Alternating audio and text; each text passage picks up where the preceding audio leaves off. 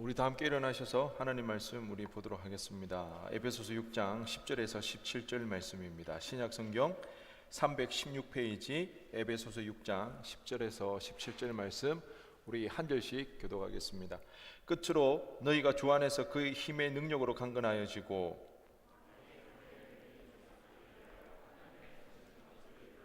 우리의 씨름은 혈과 육을 상대하는 것이 아니요 통치자들과 권세들과 이 어둠의 세상 주관자들과 하늘에 있는 악의 영들을 상대함이라.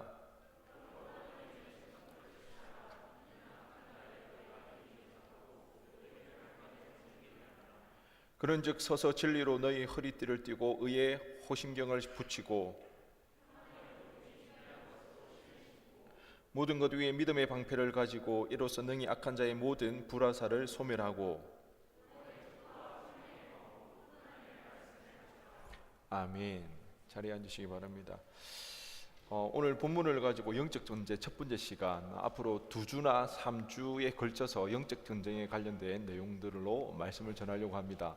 오늘 그 첫 번째 시간으로 악한 날에 마귀의 관계를 대적하라 라는 제목 오늘 나누기를 원하는데요. 우리가 그 에베소서를 통해서 우리 계속해서 공중건세 사범자들에 대한 이야기들을 우리는 살펴보았습니다. 여기서 공중권세 잡은 자라고 할 때 이 자들은 그 에베소서에 보면 통치자들과 권세자들로 이렇게 나와 있습니다. 유대인 세계관에 의하면 이들은 타락한 천사들입니다.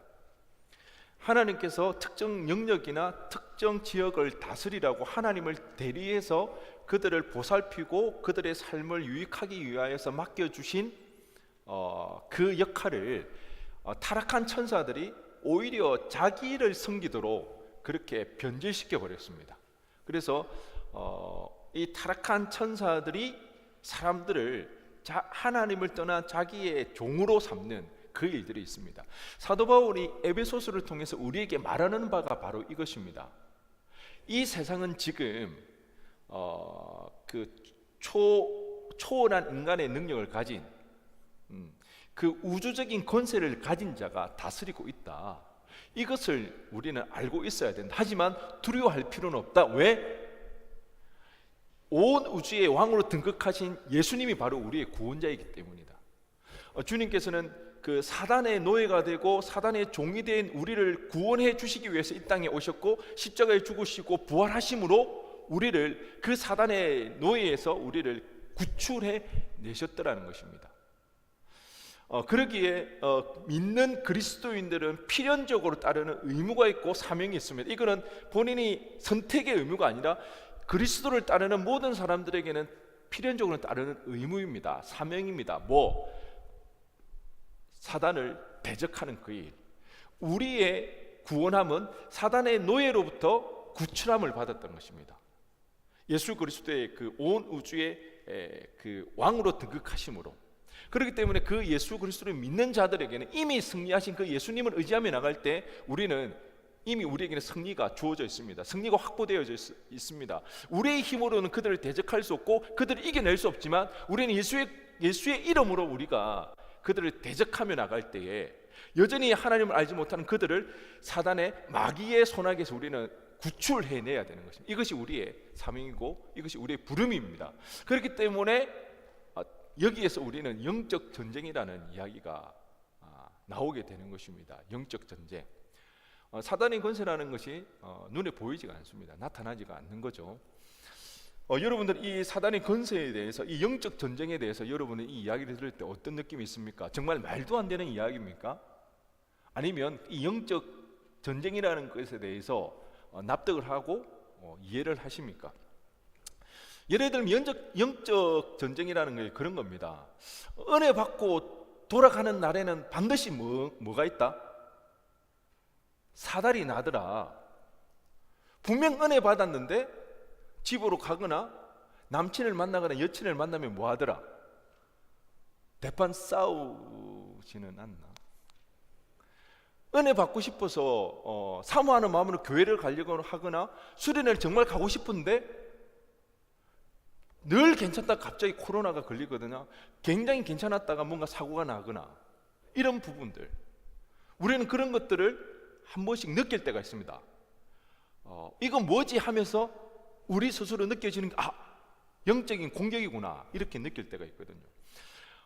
신학자 톰 라이트라는 분이 이 본문에 대해서 주석을 하면서 자신의 경험을 이야기해 주고 있는데 한번 들어보시기 바랍니다.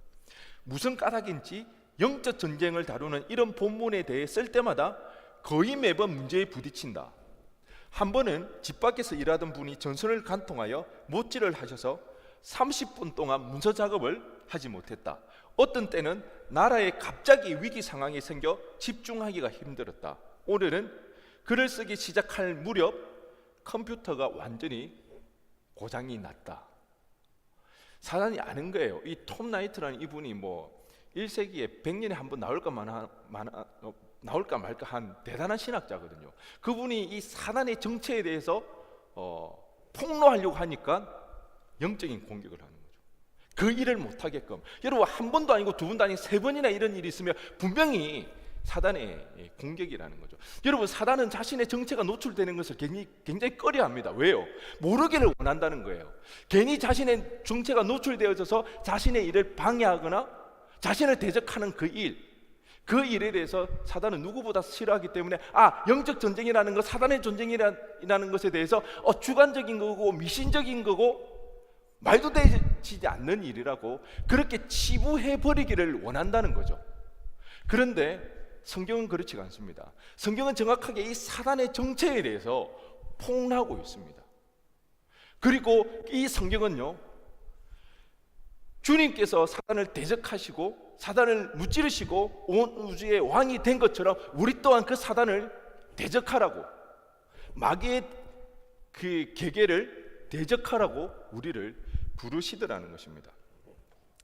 여러분, 성경에는요, 하나님께서 이스라엘 백성을 위해서 대신 싸우신 장면들이 굉장히 많이 나옵니다. 그 중에서도 대표적인 게 출애굽 사건입니다. 애굽에 종살이하고 있던 그 이스라엘 백성들을 구출해내기 위해서 하나님께서는 대신 싸우시는데요. 출애굽기 14장 13절 14절 말씀에 모세가 백성에게 이르되 너희는 두려워하지 말고 가만히 서서 여호와께서 오늘 너희를 위하여 행하시는 구원을 보라. 너희가 오늘 본 애굽 사람을 영원히 다시 아니하리라. 여호와께서 너희를 위하여 싸우시리니 너희는 가만히 있을지어다. 하나님께서 이스라엘 백성을 대신해서 싸우십니다. 단순하게 애굽 군사들과 싸운 게 아니라 그 애굽 군사 뒤편에 있는 그 사단의 권세와 싸우시더라는 겁니다. 그리고 그들을 구출해내십니다. 그리고 여전히 하나님께서는 오늘 이 세상을 위해서 이 땅 가운데서도 사단의 노예가 된 사단의 종으로 살아가고 있는 수많은 영혼들을 구출해내시기 위하여서 하나님이 이 땅에 오셨습니다. 인간으로 오셨습니다. 성육신 하셨습니다. 그것이 바로 예수 그리스도라는 것입니다. 마태복음 1장 23절 말씀에 보라, 처녀가 잉태하여 아들을 낳을 것이요 그의 이름은 임마누엘이라 하리라 하셨으니 이를 번역한즉 하나님이 우리와 함께 계시다 합니다. 여러분, 하나님이 우리와 함께 하시기 위하여서 이 땅에 오신 분이 예수 그리스도입니다. 하나님은 예수님을 통해서 이 땅에 임재하시고 우리와 함께 계시다는 것입니다. 그 이유는 무엇입니까? 대신 싸우시고 우리를 구원하시기 위하여서. 그래서 예수님이 하신 일은 무엇입니까? 십자가에 달려 죽으셨습니다. 그리고 부활하시고 성천하셨더라는 것입니다. 그러면 이 땅 가운데 누가 하나님의 백성들을 구출하기 위해서 계속해서 일해야 됩니까? 누가 대신 사단과 대적하여 싸워야 됩니까? 하나님이 예수 그리스도를 통하여 이 땅에 임재하셨던 것처럼 예수님은요, 이 땅에 교회를 통하여서 임재하시더라는 것입니다. 교회를 통하여서 예수님은 사단과 대적하면서 여전히 사단의 노예로 종으로 살아가고 있는 하나님의 백성들을 구출해 내시기를 원하시더라는 것입니다. 하나님이 우리와 함께 위하여서 예수님으로 임재하셨던 것처럼 이제 예수님은 이 땅에 교회로서 임재하시고 계신 것입니다. 여러분, 교회가 어디입니까? 교회가 누구입니까? 교회가 무엇입니까? 바로 우리가 교회이지 않습니까? 우리 믿음으로 구원받은 우리의 공동체, 함께 모여있는 믿음의 성도들, 우리가 교회라는 것입니다. 이 교회를 통해서 주님께서 하시고 싶은 일이 무엇입니까? 여전히 사단의 속임수에 속아 넘어가 참된 신이 아닌 하나님 아닌 다른 신들을 섬기며 그 사단의 격에 빠져들어가서 살아가고 있는 그들 가운데 그 사단을, 그 통치자와 그 권세자들을 대적하고 대신 싸워서 그들을 구출해내기 위하여서 우리를 이 땅 가운데 뭐로 불러주셨다? 여러분, 교회로 불러주셨다는 것입니다. 교회. 이것이 우리의 사명이라는 것입니다. 이것이 우리의 부르심이라는 것입니다. 우리는 이것을 기억해야 됩니다. 이 사실을 놓쳐버리면 안 되더라는 것입니다. 하나님은 여전히 이 땅 가운데 축복하시기를 원하십니다. 여전히 하나님 은혜를 베풀어 주시기를 원하십니다. 그런데 어떤 방법으로 그 축복과 은혜를 베풀어 주실까요? 교회를 통해서. 교회는요, 하나님이 임재하시는 성전입니다. 하나님의 그 은혜와 축복을 누릴 수 있는 통로가 되어지는 것입니다. 이제 우리 아연의 공동체가 하나님의 대리자가 되어져서 하나님의 구원을 알지 못하는 그 백성들에게 하나님의 은혜를 전파하는 구원의 통로가 되어지는 것입니다. 이것이 우리가 이 땅에 존재하는 교회의 존재 이유입니다. 우리가 이 사실을 망각해버리고 살아간다면 이 교회는 변질되어져 버립니다. 이 교회로서의 마땅한 그 역할을 하지 못했을 때 이 교회는 부패하기 시작한다는 것입니다. 그러기에 우리 아연 청년회, 우리 청년회는 무엇보다도 악한 날에 마귀의 관계를 대적하는 그 일들이 우리 가운데 일어나야 되는 것입니다. 여러분, 이것은 우리가 그리스도인으로 살아갈 때 그리스도인이라면 누구나 가져야 될 시대적 사명입니다. 시대적 책임의식을 가져야 하는 것입니다. 왜? 그 시대마다 사단의 역사하는 방법은 다르기 때문에. 그렇기 때문에 우리는 시대를 품어야 됩니다. 사명의식, 책임의식을 가져야 되는 것입니다. 그렇다면 우리가 마귀를 대적하기 위해서 우리가 먼저 해야 할 일이 있는데요, 그것은 악한 날에 마귀의 관계가 무엇인지를 알아야 됩니다. 악한 날에 마귀의 관계. 악한 날이라고 할 때 이 악은요, 헬라어로 보면 포네라입니다. 포네라. 이 포네라는 예수님께서 제자들에게 기도를 가르쳐 주셨을 때에 다만 악에서 구하옵소서 그렇게 말했을 때 그 악이랑 의원이 같습니다. 그러니까 주님께서도 제자들의 기도를 가르칠 때 악에서 구원해 달라고 그런 기도를 하셨다는 것입니다. 그렇다면 이 악이란 무엇인가? 이 악한 날이란 무엇인가? 다름 아닌 공중권세 잡은 자들이 이 땅을 지금 다스리고 있는 오늘날 같은 그런 시대를 우리는 악한 날이라고 볼 수가 있습니다. 여러분, 정치, 경제, 사회, 문화 어느 것 하나 사단이 장악하지 않은 영역이 없습니다. 마치 뚝이 무너져 버린 것 같습니다. 물이 찰랑찰랑 넘쳐서 범람할 것 같은 그런 상황이 아니라 그 물을 막고 있는 그 뚝이 무너져 버린 겁니다. 지금 현 상황이 그렇습니다. 부정적일지는 모르지만 오늘날 상황이 그렇다는 것입니다. 여러분, 노아의 시대를 아시잖아요. 죄가 관영하여서 죄가 너무 차고 넘쳐나서 그 죄악을 극복할 수 없어서 세상을 심판할 수밖에 없고 멸망당할 수밖에 없는 지금 현 사회가, 현 시대가 그렇더라는 것입니다. 그것이 바로 악한 날입니다. 아마 우리가 세상 가운데 살아갈 때 선한 것, 정말 선한 것을 기대할 수 있습니까? 그런데 진짜 마귀의 관계가 무서운 것은 여기에 있습니다. 여러분, 살인, 강도, 성폭력은 죄인가요, 아닌가요? 살인, 강도, 성폭력 죄가 아니라고 생각하시는 분들, 우리는 이거는 다 죄라고 이야기를 하고 있습니다. 특별히 요즘은 성인지 감수성이 굉장히 이슈화되면서 예전보다 훨씬 더 성적인 폭력에 대해서는 예민하게 반응을 합니다. 뿐만 아니라 꼰대 문화도 있죠. 그래서 요즘은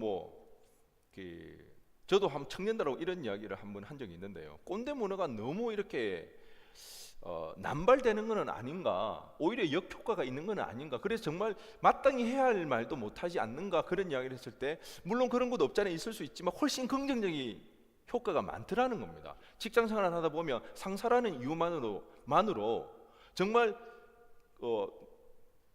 물어봐서는 안 되는 그런 내용들까지 아무렇지 않게 물어보고 지적질하고 간섭하는 그런 일들, 이 꼰대 문화가 유행을 하게 되면서 직장생활에서 그런 부분들이 많이 사라지더라는 겁니다.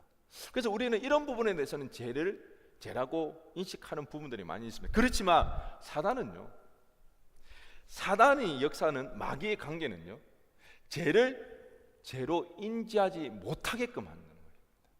그것이 죄인지조차도 모른다는 것입니다. 그게 마귀의 관계입니다.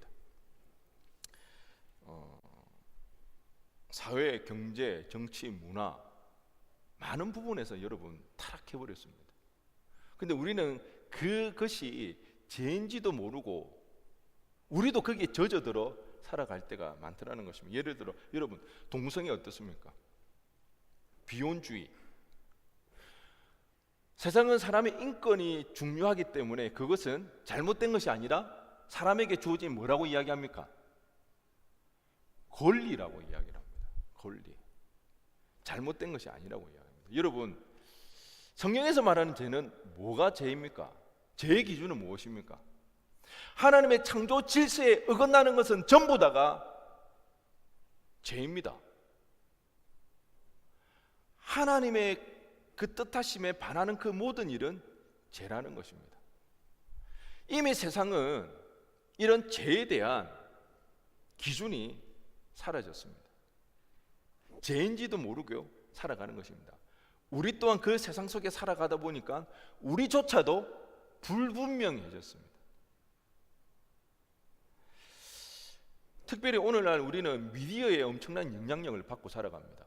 여러분, 24시간 우리는 미디어에 노출되어 있습니다. 손에서 핸드폰을 놓지를 않고 살아가잖아요. 수많은 그 미디어의 영향 속에서 살아가고 있는데요, 제가 학사생들을 한 번씩 보면 아찔할 때가 많이 있습니다. 길을 걸어가면 당연히 어디를 봐야 됩니까? 앞을 바라봐야 되는 거 아닌가요? 그런데 핸드폰을 보고 갑니다. 신기한 거는 넘어지지는 않더라는 거죠. 신기한 거는 방향을 틀어야 할 때 또 틀더라는 겁니다. 심지어 요즘 무슨 이어폰이 나와가지고 전부 다 귀에 꽂고 다니죠. 아무리 불러도 대답도 안 해요. 안 들리는 거지 못 듣는 척 하는 건지 그건 알 수 없지만, 여러분, 그 미디어의 영향을 보면서 내가 슬쩍 그 지나가면서 한번 봤어요. 그러면 대부분 만화 보고 있더라고요. 만화. 영상 보고 있든지. 그 만화라든지 그 영상에 여러분 폭력성에 대해서, 선정성에 대해서 여러분 한번 생각해 본 적 있습니까? 왜 그런 폭력성과 그 선정성이 들어가야 될까요? 예술적이기 때문에 필요한가요? 그 선정성과 그 폭력성이 필요한 이유는 무엇입니까? 우리를 자극하기 위해서 그런 거 아닌가요? 도대체 무엇 때문에 그렇게 잔인해야 되고 무엇 때문에 그렇게 선정적이어야 할까요? 그런데 우리는 더 이상 그거에 대해서 죄라고 인식하지 못한 채 우리는 어떻게 하죠? 그냥 길들여져 있습니다. 당연하게 받아들입니다. 여러분, 제가 장담하건대 여러분 한 달만 미디어를 한번 끊어보시기 바랍니다. 불가능하겠죠. 한 달만 끊어보고 그 다음에 넷플릭스나 유튜브의 영상을 한번 보시기 바랍니다. 그때 여러분이 받는 충격, 왜 이렇게 야하지? 왜 이렇게 폭력적이지? 우리는 이미도 너무나도 노출되어졌고 너무나 익숙해져 있어서 그게 야한지 그게 선정적인지 그것이 폭력적인지도 모른 채 우리는 무감각하게 그렇게 살아가더라는 것입니다. 여러분의 그 유튜브 바탕화면 자랑스럽게 우리 앞에서 오픈해 줄 수 있는 사람이 있습니까? 여러분, 알고리즘에 의해서 유튜브 틀면 막 화면에 떠 있잖아요. 그것 여기 한번 띄울 수 있는, 자신 있게 띄울 수 있는 사람. 손 다 들은 거죠. 저도 한 번씩 나도 모르게 깜짝깜짝 놀랄 때가 있습니다. 분명히 내가 본 건 아닌데 이상 야리꼬리한 영상이 이렇게 떠 있는 거예요.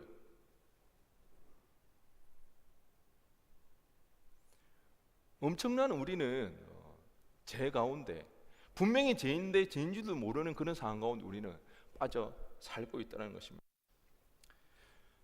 마귀의 관계, 문화라는 이름으로, 여러분, 문화라는 이름으로 그것이 죄인지 우리는 자각하지 못한 채 누구나가 통용하고 받아들이게끔 만드는, 이것이 사단의 관계입니다. 이것이 무서운 겁니다. 이것이 두려운 것입니다. 그 끝은 뭡니까? 해피엔딩일까요? 아니요, 멸망입니다. 지난주일 우리 모두는요, 깊은 슬픔에 잠기는 일을 겪어야만 했습니다. 잊을 수 없는 아픔을 견뎌야만 했습니다. 지난주에도 제가 잠깐 언급했죠. 제가 주일날 아침 6시 좀 지나서 출근을 해서 컴퓨터를 켰어요. 단톡방에 톡이 하나 올라와서 확인을 해보니까 그분이 이제 미국에 계신 분이라서 이태원 참사 이렇게 이야기했는데, 저는 이태원은 보이지도 않고 150명이 사망했다 해서 이거는 미국 이야기인가 보다. 미국에 계신 분이 올렸으니까. 이태원은 글자가 눈에 들어오지 않더라고요. 150명이 사망했다. 한국에서는 도저히 있을 수 없는 일이기 때문에 한 번 더 재차 확인했을 때 한국에서 일어났더라고요. 제가 그 컴퓨터를 다시 한번 확인하고 그래도 믿기지 않아서 우리 아내에게 전화를 했습니다. 여보, 봤어? 그러니까 그때서야 우리 아내가 자기도 확인했대. 그제서 제가 믿어지기 시작했습니다. 정말 우리나라에서 150여 명의 청춘이 죽어갔구나. 마음이 너무 무거웠습니다. 쉽게 자리를 뜰 수가 없었습니다. 예배를 드리러 가야 되는데 뭔가 한 대 얻어맞은 것 같고요. 제 마음 가운데 뭔가 묵직한 게 걸린 것처럼. 제가 청년 사역을 하고 있기 때문에 더 그랬던 것 같습니다. 무서우면서도 사단이 얼마나 악랄하게 이 시대의 청년들을 향해서 공격을 하는지 소름이 돋을 정도였습니다. 그날 아침 저는 계속해서 하나님 앞에 부르짖었습니다. 하나님, 어찌함이 좋습니까? 하나님, 어떻게 해야 합니까?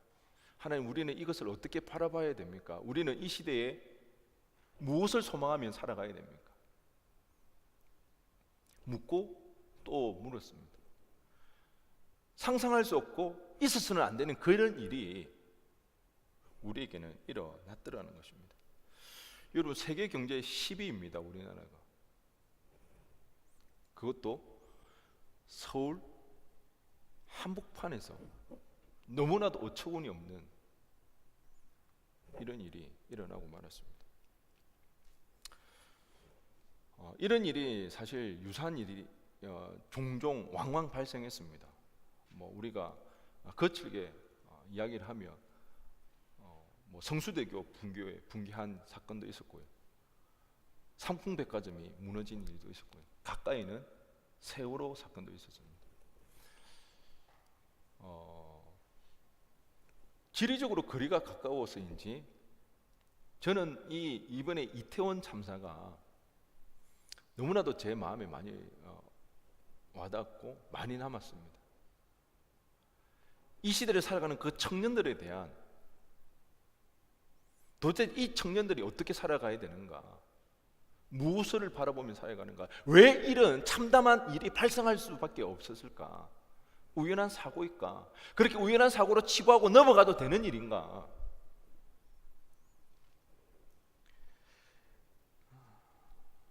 이번 주까지 이태원 할로윈 축제 참사로 156명이 사망했다고 합니다. 197명이 부상을 당했고요. 지난 한 주간 기사 보기가 겁이 났습니다. 할로윈 축제에 대한 이야기들도 계속 도배가 되어 있기 때문에 사고인가 참사인가 사망자인가 희생자인가 설왕설래했습니다. 무엇보다 그 책임이 어디에 있는지에 대해서 수많은 이야기들이 나왔습니다.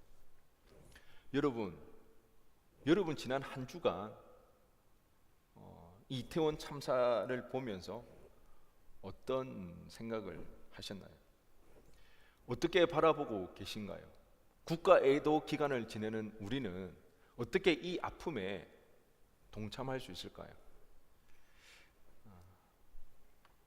합동 분향소를 방문하고 함께 울어주는 것도 하나의 방법일 수 있습니다. 하지만 우리는 그리스도인입니다. 그리스도인. 그렇다면 우리는 달리 봐야 됩니다. 서두에서도 이야기했다시피 분명히 지금 세상은 공중 권세 잡은 자들이 이 악한 날의 마귀의 관계를 통하여서 그 죄가 죄인 줄도 모른 채 수많은 영혼들을 깨워서 그들의 종으로 삼고 있습니다. 그 결과는 멸망입니다.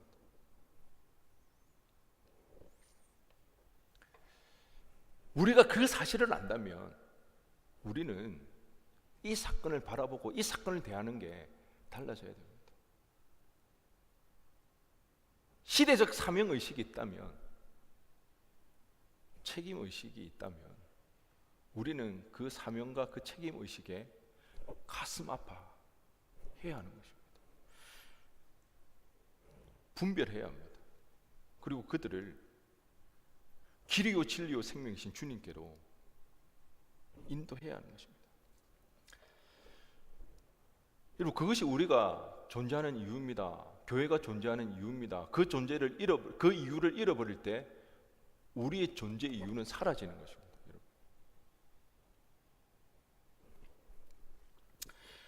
여러분. 할로윈 축제의 기원, 아마 이번 참사를 통해서 이제 많은 이야기들을 듣게 되었을 겁니다. 그 전에는 대략적으로 알고 있었겠지만 이번에는 이제 이런 참사가 일어나다 보니까 도대체 이 할로윈 축제라는 게 뭔가 그런 이야기들을 많이 듣게 되었을 텐데요. 프랑스 남부 지역에 있던 그 켈트족 있죠. 그 켈트족에서 기원된 축제입니다. 이 켈트족은요, 한 해 마지막 날을 10월 30일로 그렇게 여겼습니다. 10월 31일. 그리고 그때 한 해 마지막 해인 10월 31일 날 죽음의 신에게 음식의 제물을 드렸습니다. 그들은 어떤 생각을 가지고 있었냐면 그 귀신들이 죽은 영혼들을 달래고 그 귀신들이 다음 한 해 동안 살아갈 장소를 사람에게서 찾는다는 거죠. 그래서 그 귀신을 달래고 그 악령을 쫓기 위해서 제사를 드렸습니다. 우리나라 제사하고 좀 비슷합니다. 귀신의 존재를 인정하고 그 귀신이 사람에게 들어와서 살아가기 때문에, 그래서 그들이 귀신 분장을 하는 거예요. 왜? 자기도 귀신인 척 하면서 귀신에게 헷갈리게 해가지고 자기에게 못 들어오게 하려고. 여기에서 기원한 것이 할로윈 축제입니다. 이게 어디로 갔다? 미국으로 건너가게 되었습니다. 미국에 건너가서 이것은 사실은 어린아이들이 이웃집에게 찾아가서 이렇게 사탕을 받아오는 그런 되게 어떻게 보면 소소하고 재밌는 좀 장난스러운 그런 문화입니다. 그 trick or treat 이렇게 이야기를 하거든요. 그래서 그 사탕 줄래요? 아니면 골탕을 먹을래요? 막 이런 이야기입니다. 그래서 trick or treat 이렇게 하면서 사탕을 받아온. 그래서 어린아이들 정도만 하는 그런 문화였는데 어느 순간 이 문화가 한국에 들어와서는 엄청난 축제로 바뀌어 버렸습니다. 저도 정말 소름 돋는 게 언제 어떻게 이렇게 우리의 가까이 깊숙하게 이 할로윈 문화가 정착되고 파고들었는지 정말 소름 돋을 정도입니다. 여러분, 미국 유력지인 월스트리트 저널이 이번 사건을 보면서 한국의 할로윈 축제에 대해서 이런 기사를 냈습니다. 월스트리트 저널은 미국에서 굉장한 영향력이 있는 주간지거든요. 한국에서 할로윈은 아이들이 사탕을 받으러 가는 명절로 기념되지 않는다. 최근 몇 년 동안 20대와 기타 파티 참석자들은 할로윈을 주요 클럽 행사로 만들었고 많은 사람들이 의상을 차려입었다.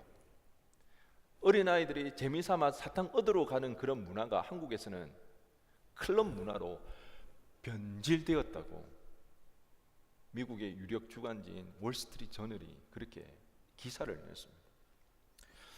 한 주간 계속해서, 아마 앞으로도 계속해서 압사 사고의 그 원인에 대해서, 책임자에 대해서 규명을 할 겁니다. 그런데 그 원인에 대해서 늘 찾을 때, 그럼 도대체 이 할로윈 축제의 주체가 누구냐, 누가 이 할로윈 축제를 이태원에서 주최를 했냐, 그런 이야기를 할 때 주체가 누구입니까? 주체자가 누구입니까? 지금 이 참사의 가장 안타까운 부분은 이 축제를 주도한 주체가 없더라는 겁니다. 여러분, 감이 오십니까? 느낌이 오시나요?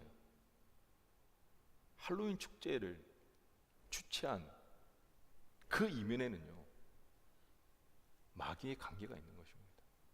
문화를 점령한 그 마귀의 관계로 인해서 이런 일이 일어나더라는 겁니다. 여러분, 오해하지 마시기 바랍니다. 할로윈 축제에 간 것이 잘못이고 잘잘못을 제가 따지자는 게 아닙니다. 그렇다고 해서 사고를 미연에 방지하기 위해서 그 안전을 책임져야 되는 것에 대해서 회피하자고 이야기하는 것은 아닙니다. 막을 수 없었던 사고라고 저는 이야기하는 것이 아닙니다. 충분히 그 사건이 일어나기 전에 예측을 하고 안전을 유지하기 위해서 대비를 했어야 되는 것입니다. 그 일에 대해서 분명한 책임은 져야 한다는 것입니다. 하지만 정말 이런 문화가 우리 가운데 깊숙이 파고들게 된 그 이면에 있는 그 힘, 그 권세, 그거 어디에 있느냐는 겁니다. 누구 하나가 할로윈 축제를 한국에 가지고 와서 주도적으로 이끈 것이 아니라는 것입니다. 문화라는 이름으로 우리 깊숙하게 끌어들였던 것은 사단의 계략이라는 것입니다. 그리고 그것은 너무나도 처참하게 수많은 생명을 앗아가는 그 결과가 발생하게 되었습니다.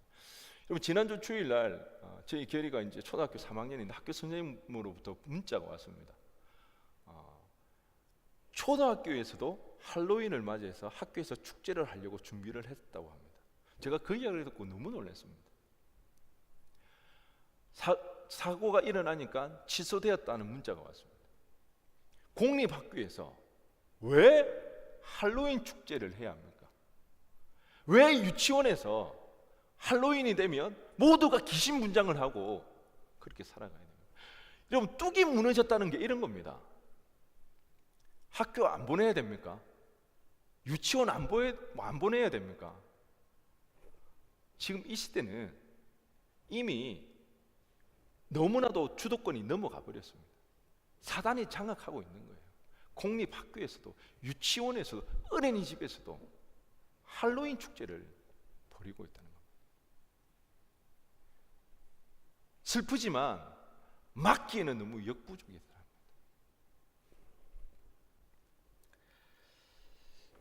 그럼에도 불구하고 우리는 대적해야 하는 것입니다. 이 사실을 명확히 우리는 알아야 되는 것입니다. 그리스도인으로서 지난주 이태원 참사가 발생한 그 시점에 우리는 리본 축제를 행했습니다. 토요일 날 한 달 동안 준비했던 우리 리본 축제 가운데 OTL을 초대를 했는데 9명이 참석을 했습니다. 임원들과 그리고 우리 그날을 섬기기 위해서 왔던 청년들이 한 50에서 60명 됩니다. 전체적으로 그 모임에 참석했던 인원이 60에서 70명입니다. 여러분, 만약에 그날 우리가 리본 축제를 하지 않았다면 토요일 날 그 중에 이태원에 가서 사고를 당하지 말란 법이 있을까요? 그렇게 장담할 수 있을까요? 그렇게 장담하지 못한다는 것입니다. 여러분, 우리는 지금 아주 중요한 시기를 지내고 있습니다.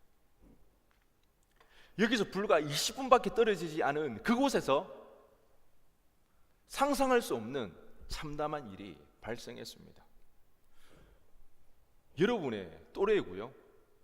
저나 여러분이나 누구나 그 자리에 있을 수 있었던 그런 일들입니다. 그렇지만 우리는 지난 한 달 동안 리본 축제하는 그 일에 집중했고, 우리는 생명을 살리기 위해서 복음 전하는 그 일에 우리는 집중하며 나갔더라는 것입니다. 우리가 복음을 전하고 우리가 전도할 때 가장 힘들고 어려운 점이 무엇입니까?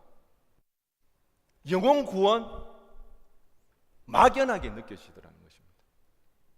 죽음 이후에 있을 아주 먼 미래의 일이라고 생각되어지는 것입니다. 지금 당장 우리에게 일어날 긴급하고 급박한 그런 일이 아니라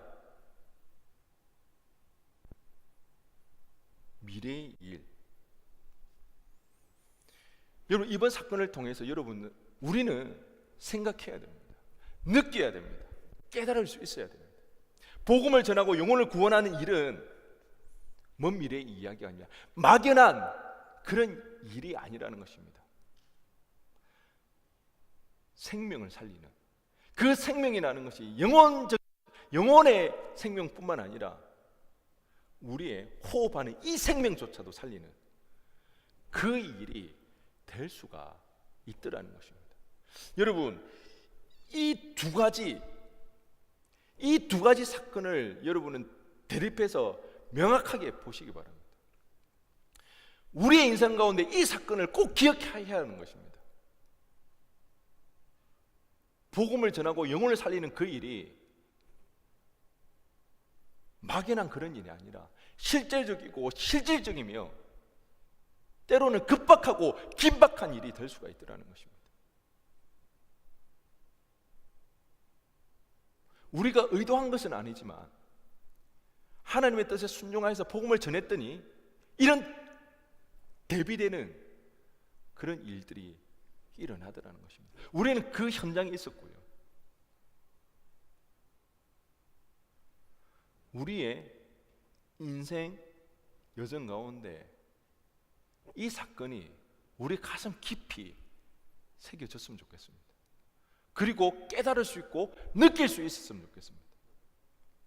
영혼을 살리는 것이 얼마나 소중한 일인지, 복음을 전하는 일이 얼마나 중요한 일인지, 실제로 목숨을 구할 수 있는 그런 일이라는 그 사실을 우리는 이번 이 일을 통하여서 느끼고, 그러면서 동시에 그리스도인으로서 가져야 할 시대적 사명과 그 책임의식을 가지는 것, 이것이 우리가 이 이태원 참사에 참여할 수 있고 함께 슬픔으로 그 일에 참여하는 우리의 일이 되어져야 됩니다. 그리스도인으로 우리가 참여하는 일은 바로 이런 것이라는 것입니다. 우리 아니면 여러분 그 사단의 그 관계를, 마귀의 관계를 깨뚫어 볼 자가 없습니다. 그 정체를 알 자들이 없습니다. 그리스도인이 아니고서는 그 마귀의 관계를 깨달을 자가 없더라는 것입니다. 그걸 안다면 우리는 그 마귀의 관계를 대적해야 됩니다. 어떻게? 복음 전하는 그 일에, 영혼 구원하는 그 일에 우리는 마음을 쏟아야 되는 것입니다. 우리는 이 땅을 위해서 기도해야 합니다. 이 땅을 위해 우리는 울어야 되는 것입니다. 하나님의 영광이 드러나게 해달라고, 하나님 나라가 이 땅 가운데 임하게 해달라고 가슴 아파하며 마귀의 계계 가운데 공중것을 잡은 자들에게서 속아 넘어가 그들을 따라가다 결국 멸망의 길로 갈 수밖에 없는 그 수많은 영혼들을 위하여서, 이 땅에 무너져가는 그 하나님 나라를 위하여서 우리는 가슴 아파하며 울며 하나님 앞에 기도해야 하는 것입니다. 여러분, 그동안 우리는 너무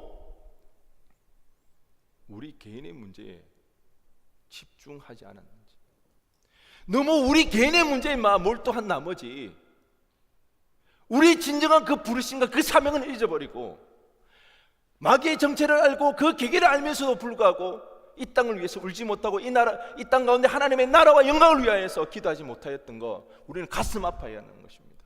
여러분, 우리가 기도하지 않았더니, 우리가 깨어있지 못했더니 마귀가 사단에 활개치며 그 뜻대로 행하는 그 일들, 그것을 바라보면서 가슴 아파하지 못하고 그것을 바라보지 못한다면 다시 한번 우리는 가슴을 쳐야 하는 것입니다. 나 혼자 예수 믿고 잘 먹고 잘 살아가지고 천국 가겠다. 수리남의 전요한 목사랑 다르게 뭐가 있습니까? 예수 믿는 이유는 거기에 있는 거 아닙니다. 하나님 나라를 세우는 겁니다. 예수님이 생명 바쳐서 우리를 구원하셨다며 우리 또한 그 사단을 대적하면서 이 땅 가운데 하나님 나라가 이루어지도록 우리는 가슴 아파하며 우리는 눈물로 기도하며 그 하나님의 뜻을 구하며 나아가야 되는 것입니다.